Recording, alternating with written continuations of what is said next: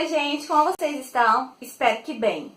Gente, o vídeo de hoje é mais uma receita maravilhosa e essa de hoje é muito fácil, muito fácil mesmo. Poucos ingredientes. Vocês vão ver que o mais difícil aí de se dizer é o tempero. Tipo assim, fazer a carne, temperar e tudo mais.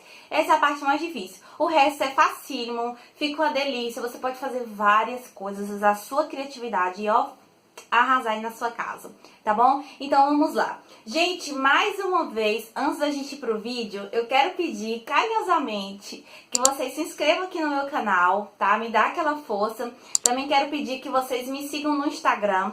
Lá eu sempre posto foto das receitas e tudo mais, tá bom? Então, assim, vai ser um prazer ter todos vocês lá me seguindo, tá bom? Então, gente, outra coisa.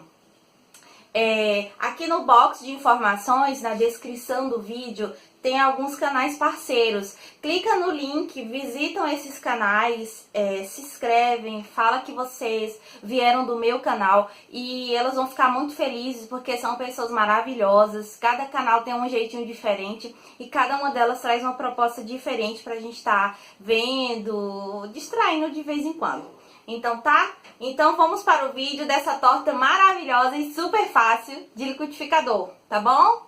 Vamos pro vídeo! Gente, detalhe, essa receita quem me ajudou hoje é minha irmã. Vocês viram que aí não sou eu que tá ajeitando, porque essa receita é ela que faz há muito tempo e todo mundo gosta muito dessa receita.